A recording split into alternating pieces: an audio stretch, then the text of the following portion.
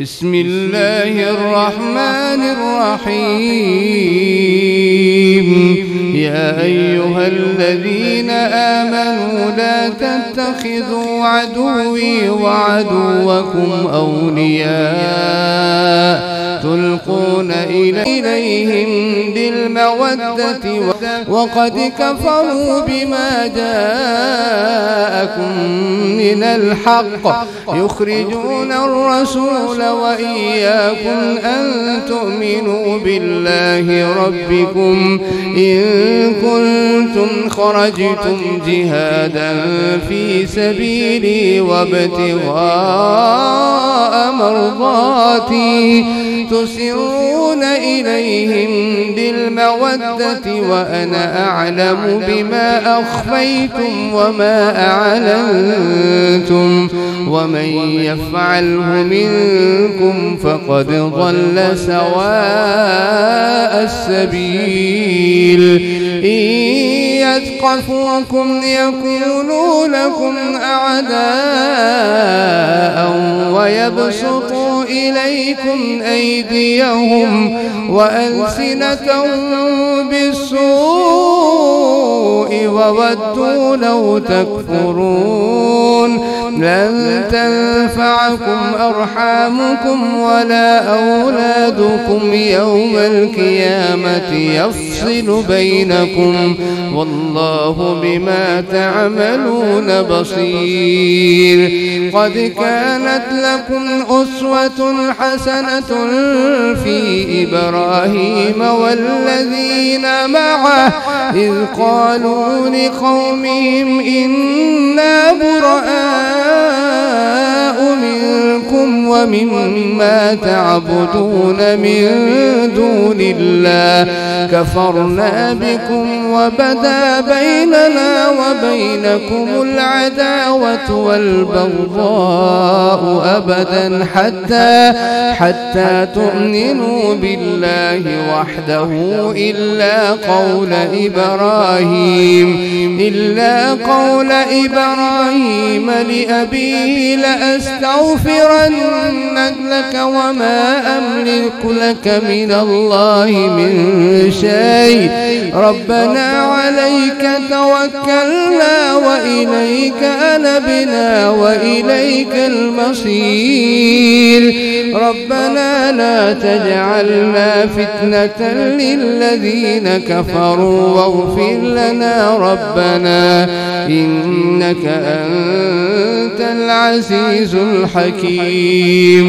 لقد كان لكم فيهم أسوة حسنة لمن كان يرجو الله واليوم الآخر ومن يتول فإن الله هو الغني الحميد. عسى الله أن يجعل بينكم وبين الذين عاديتم منهم مودة والله قدير والله غفور رحيم. لا ينهاكم الله عن الذين لم يقاتلوكم في الدين ولم يخرجوكم من دياركم أن تبروهم وتقسطوا إليهم إن الله يحب المقسطين. إنما ينهاكم الله عن الذين قاتلوكم في الدين وأخرجوكم من دياركم وظاهروا على إخراجكم أن تولوهم ومن يتولهم فأولئك هم الظالمون. يا أيها الذين آمنوا إذا جاءكم المؤمنات مهاجرات فامتحنوهن الله أعلم بإيمانهن فإن علمتموهن مؤمنات فلا ترجعوهن إلى الكفار لا هن حل لهم ولا هم يحلون لهم وآتوهن أنفقوا ولا جناح عليكم أن تنكحوهن إذا آتيتموهن أجورهن ولا تمسكوا بعصم الكوافر واسألوا ما أنفقتم وليسألوا ما أنفقوا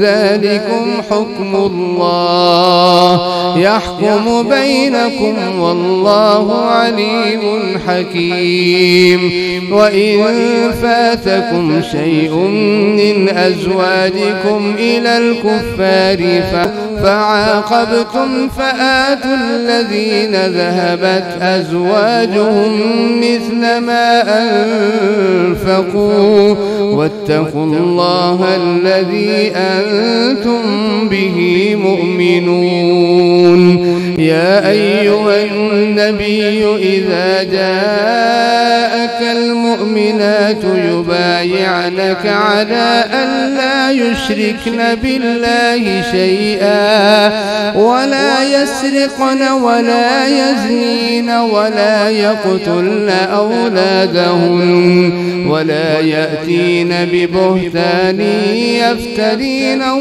بين أيديهن وأرجلهن ولا يعصينك في معروف فبايعهن واستغفر لهن الله إن الله غفور رحيم يا أيها الذين آمنوا لا تتولوا قوما غضب الله عليهم قد يئسوا من الآخرة كما يئس الكفار من أصحاب القبور.